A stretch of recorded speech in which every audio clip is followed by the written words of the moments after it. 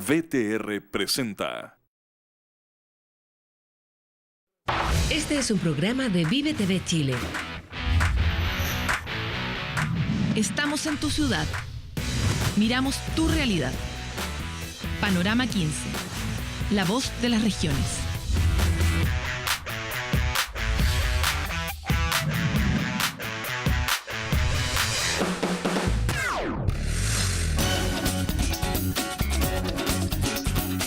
¿Cómo están todos? Bienvenidos a Panorama 15. Siempre nos hemos querido dar en este tiempo de verano una mirada con un poquito más de perspectiva. Le comentamos que queríamos mirar las regiones con calma y no necesariamente sobre las coyunturas, a pesar de que las coyunturas también vienen en verano.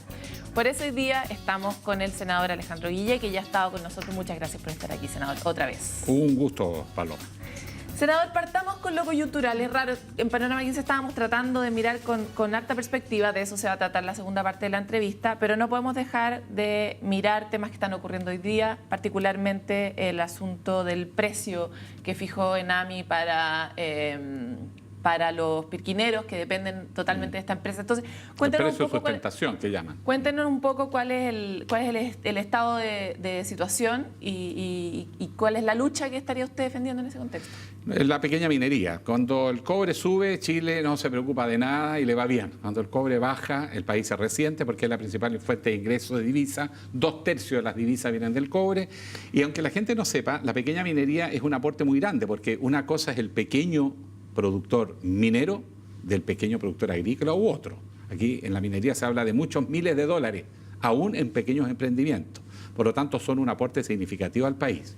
Ahora, la pequeña minería trabaja con niveles y costos obviamente superiores al promedio de la gran industria. Porque no es capaz de hacer escala. Exacto. Pero cuando el precio del cobre llega a niveles cercanos a los $3, es muy buen negocio. También aporta divisa al país.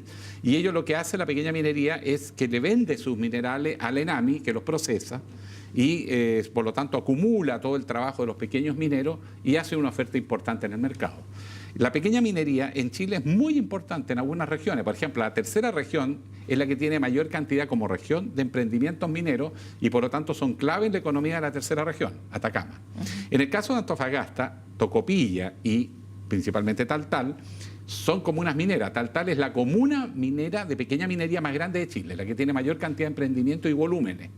Ahora, también hay pequeña minería en la cuarta región y incluso en la quinta región. Entonces, ¿qué es lo que está pasando con la pequeña minería? Que cuando los precios son muy altos, ellos hacen una especie de fondo. Y cuando los precios bajan, ese fondo ellos pueden girar o pedir un crédito al Estado, que lo administra ENAMI. Les ayuda a regular el precio de la plata que reciben. Exacto, pero ojo, no es que el Estado, cuando el precio del cobre baja, no es que el Estado le da un bono o una ayuda o un subsidio, sino que ellos piden un crédito a ENAMI. Y por lo tanto, cuando el precio sube del precio medio estimado, en el largo plazo, ellos más bien acumulan recursos que les sirve para los periodos de vaca flaca. Entonces eso le da estabilidad a los emprendimientos mineros. Funciona como un banco de alguna forma. Es un banco para la pequeña minería. Ahora, entonces aquí se ha cometido una injusticia porque se cambió el criterio de cálculo del precio de sustentación. Antiguamente lo que se hacía es que un panel de expertos decía más o menos a largo plazo cuál va a ser el precio del cobre. Entonces se fijaba ese monto, pongámosle $3. Y por lo tanto si subía, los mineros aprovechaban de pagar sus créditos y acumulaban incluso. Y si bajaba de eso, corría el precio de sustentación, se sostenía en $3 y ellos pedían el crédito al ENAMI. Pero en el tiempo se va nivelando. Por lo tanto, no es subsidio, no es un regalo, nada, es una operación de crédito a través de ENAMI. Pero cambiaron los criterios. Allá no hay panel de expertos, eso lo cambió el famoso subsecretario Wagner, según dicen, que hizo muchas cosas, entre otras, hizo desaparecer ese criterio que era objetivo, un panel de expertos, y lo pasó a determinar directamente el Ministerio de Hacienda sin saber quién lo hace, cómo lo hace, ni qué criterios aplica. Y entonces llegaron ahora a la conclusión que el precio de largo plazo es 2.73 y que por consiguiente el precio de sustentación es ese. Por lo tanto, si los pequeños mineros piden un crédito porque están contra los costos de producción, están más altos que lo que están recibiendo, le dan menos que lo que habrían podido pedir como crédito cuando se calculaba con el precio de los paneles de expertos que, de acuerdo a esa estimación, estaríamos llegando a los $3.06. Ya, aquí tenemos una diferencia de la plata que los mineros perciben como razonable para poder vivir y que de acuerdo a este antiguo cálculo les daría para vivir, y el que hoy día que se está dando, que hay una diferencia más o menos grande. Ahora, usted le ha planteado... O sea, el Estado está, digámoslo de otra manera, el Estado o ENAMI está dispuesto a pagarles por su cobre menos de lo que le debería haber pagado en otras circunstancias. ¿Por qué? Porque el criterio cambió y ya ahora es un mecanismo abstracto, nadie sabe quién toma la decisión, nadie sabe qué variables consideran, y entonces eso amenaza seriamente a muchas comunas mineras de Chile, particularmente en la zona norte, donde la minería es la principal fuente de sustentación, porque si cae la minería, cae el transporte, cae el comercio, cae la hotelería, cae todo. A ver, senador, avancemos sobre 2 puntos. Uno, ¿con quién hay que hablar? ¿Hay que hablar con el ministro? ¿Con quién hay que hablar para retornar eventualmente al antiguo cálculo que parece haber sido más justo? Bueno, o al mecanismo de expertos, que a lo mejor podría variar, no era $3, era $2.9, eran ciertos centavos. Bueno. O un mecanismo que satisfaga a las partes. Claro, porque era más transparente, un mecanismo más abierto, y segundo, que se consideran varios factores. Ahora, yo insisto en el punto, esto cayó en manos de Hacienda, que es la que está tomando la decisión. Hacienda es un ministerio súper cerrado. Siempre y desgraciadamente, claro, hicieron en mano de guagua. El problema además es que no se está ponderando el impacto real que esto causa.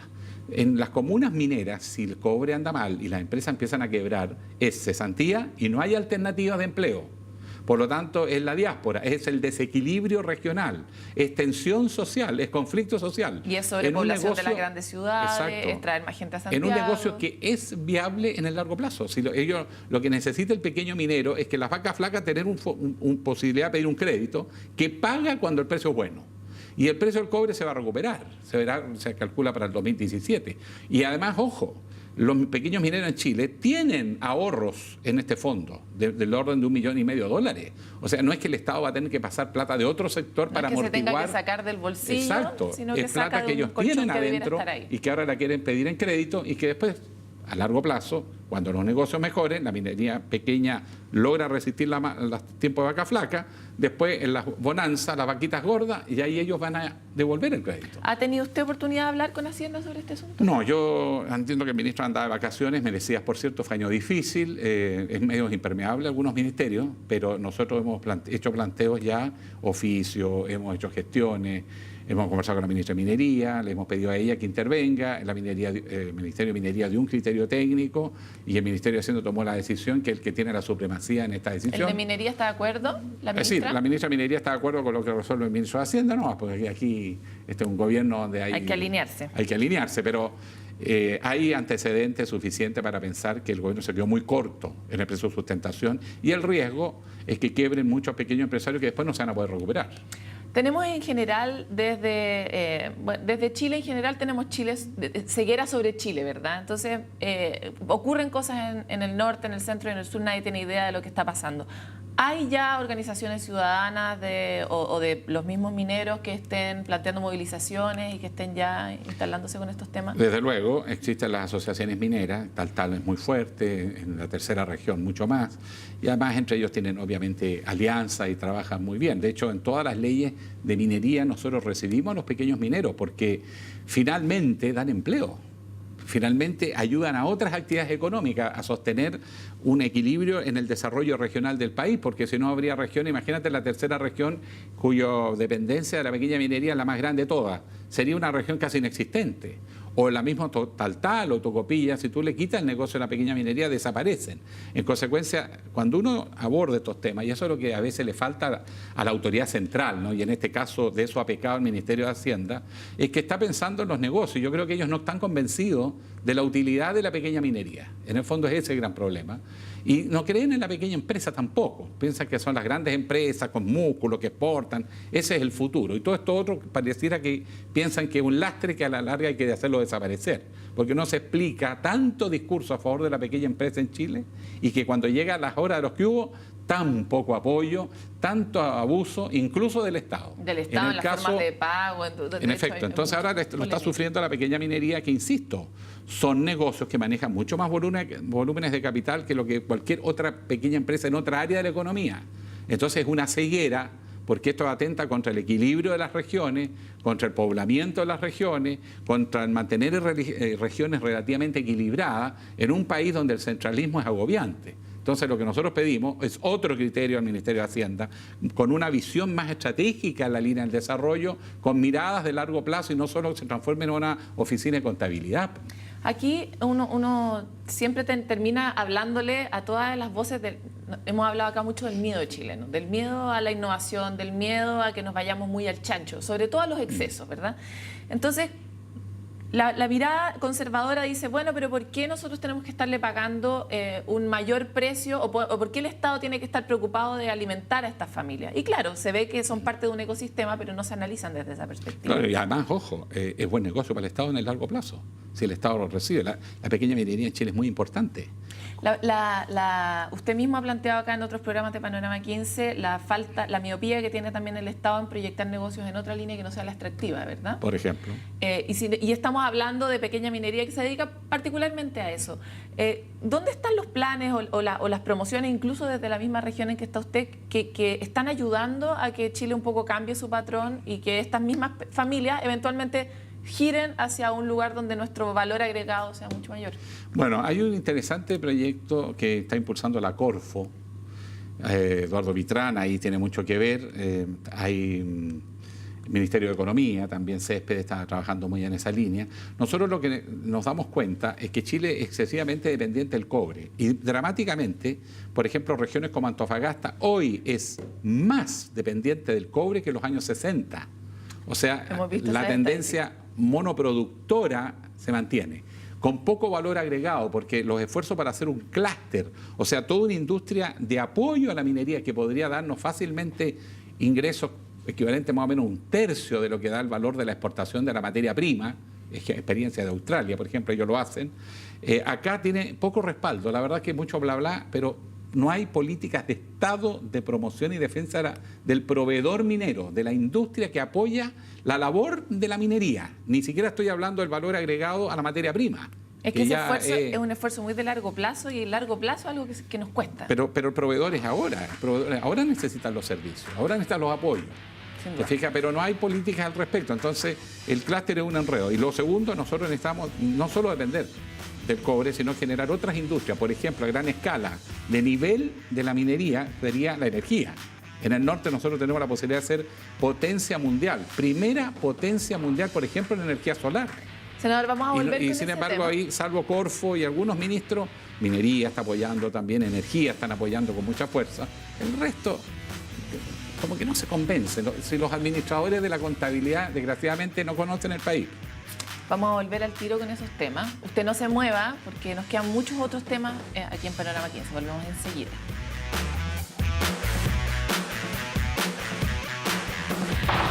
Panorama 15. La voz de las regiones. Panorama 15.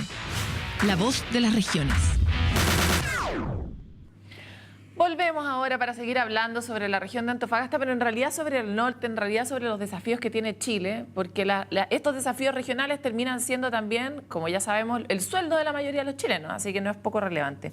Senadora, avancemos un poco sobre otros temas que están hoy día en Antofagasta. Han sido semanas muy ruidosas en torno al tema de contaminación por polimetales, que es un tema nortino sin duda. Muy polémico porque se habría encontrado altos índices de contaminación en la sangre de niños muy chicos, entonces ha sido como 4 o 5 años. Bien escandaloso. ¿Cuál es la mirada? Hablábamos antes sobre esta condición que es como, si usted vive en el norte, igual usted va a tener contaminación por polimetales, es como condiciones, como para ser nortino. Te toca, ¿no? A ver, obviamente que los territorios tienen determinadas características en el suelo, ¿no es cierto?, en los terrenos, qué sé yo, el aire que respira. Para explicárselo a cualquier chileno, si tú vives en la zona norte de Chile, estoy hablando de la macro zona norte, de Coquimbo al norte, cuando viene una ráfaga de viento y levanta polvo, lo que tú respiras son metales pesados, porque están en todas partes, por eso que son mineros.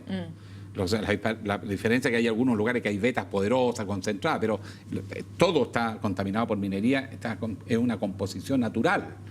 Ahora, cuando viene la faena minera, se mueve y por lo tanto aumenta. El transporte también aumenta, el embarque en los puertos también aumenta.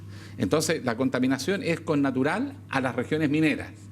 Y eso mismo pasa con el agua. El agua que tú bebes viene desplegándose de la cordillera, napa subterránea, pero como están los metales pesados en todas partes, se mezcla, se contamina.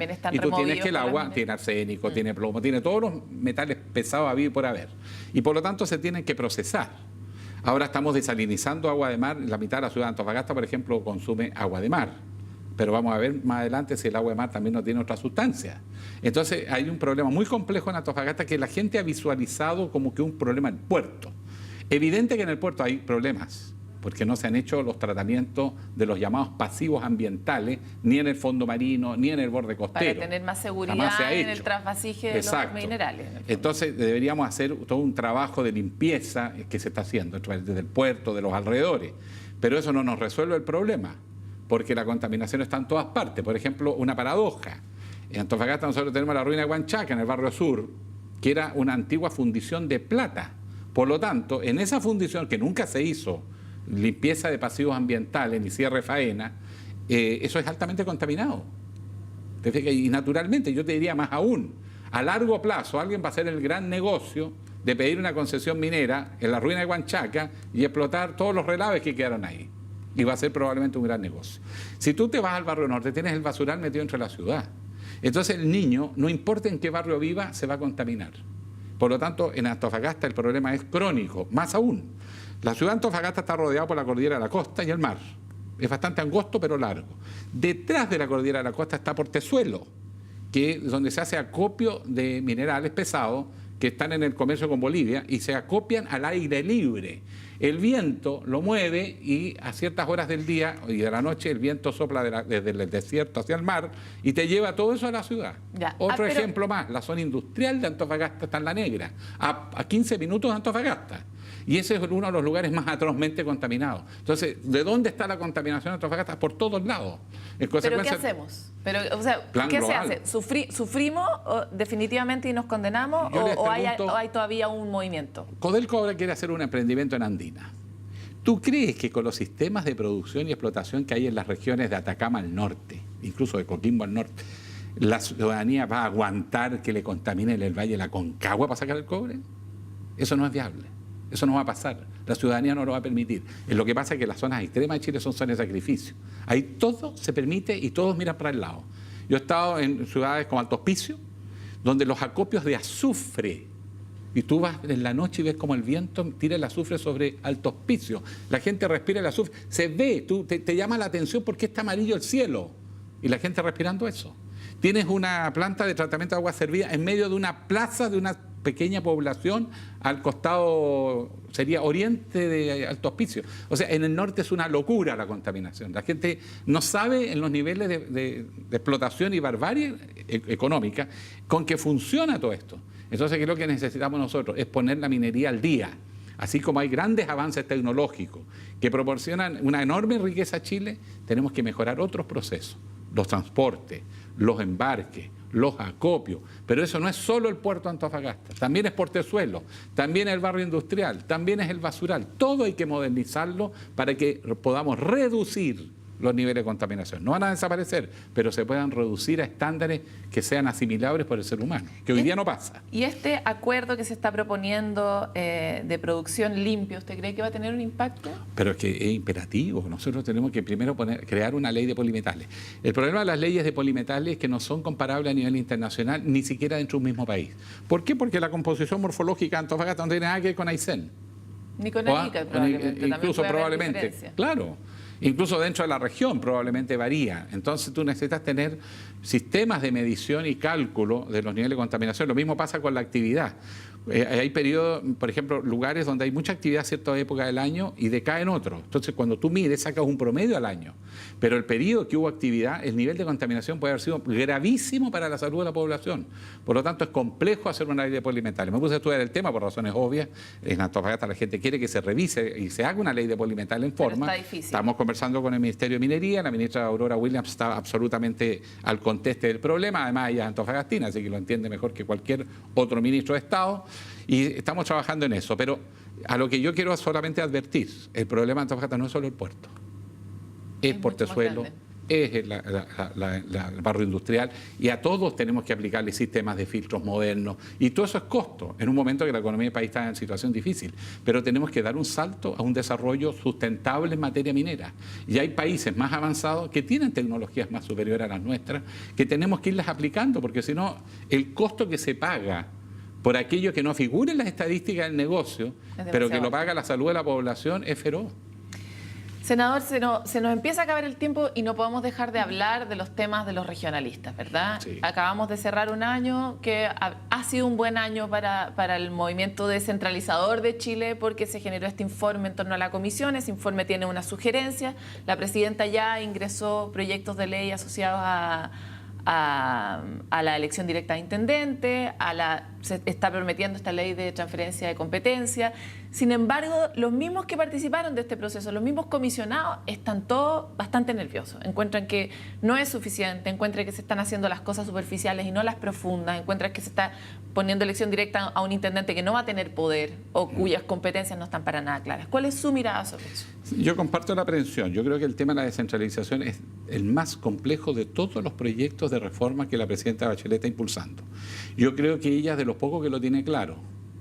Porque aquí cuando algunos vacilan, la presidenta es la que ha dado la línea y ya ha dicho, seguimos adelante y vamos tirando todas las reformas, porque yo creo que lejos de lo que dicen algunos que hay que postergar las reformas, no, es el minuto de hacer todas las reformas de una vez y cambiar las reglas del juego, pagar el precio 2, 3 años, 4 años, hasta que se les pase la incertidumbre a algunos sectores, y cuando vean cuáles son las nuevas reglas y esas sean estables, se dan cuenta que ellos también ganan y más les conviene ponerse en una actitud positiva. Así que las cambios hay que hacerlo ahora.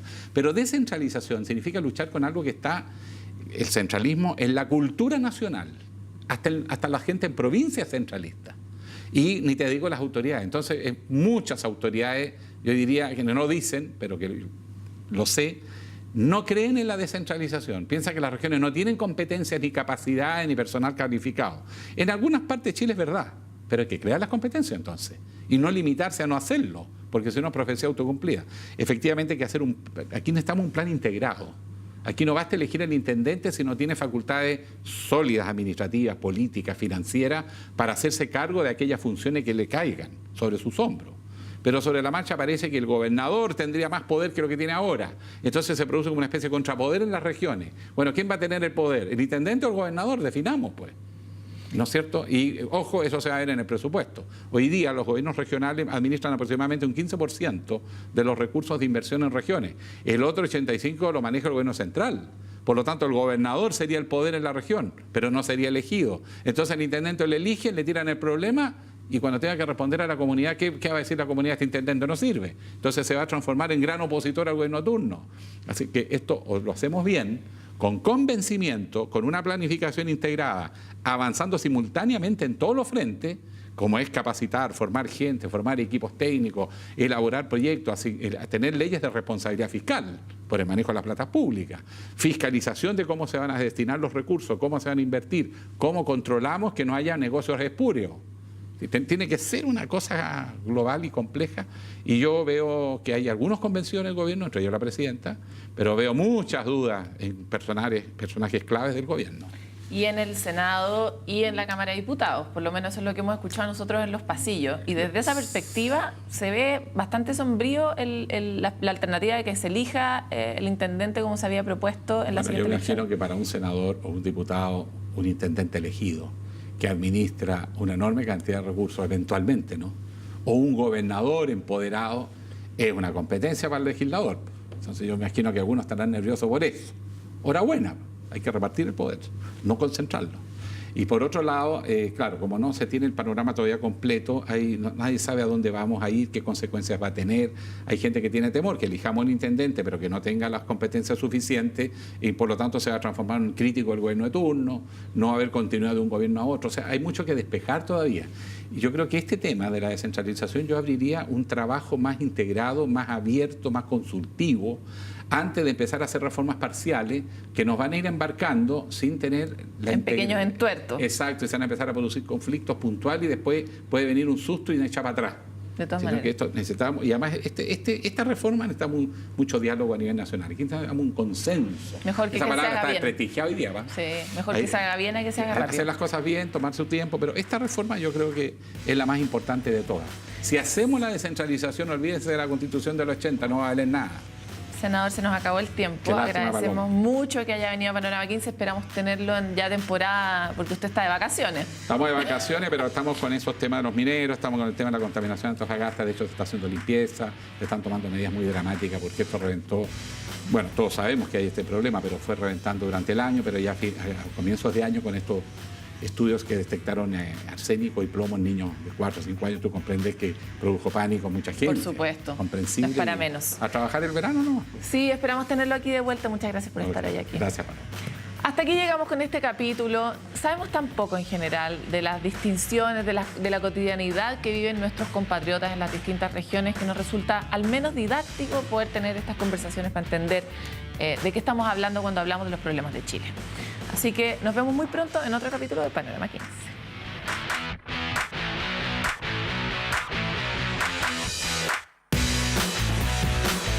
Este es un programa de Vive TV Chile. Estamos en tu ciudad. Miramos tu realidad. Panorama 15. La voz de las regiones.